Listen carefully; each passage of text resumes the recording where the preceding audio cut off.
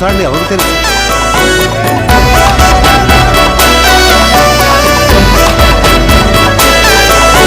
మమకారమన్నది లేనింటికి మహాలక్ష్మి ఏనాడు రానే రాదు.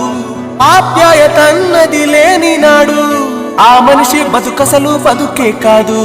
విడిపోయి కూడే వేళ భారాలే తీరేను.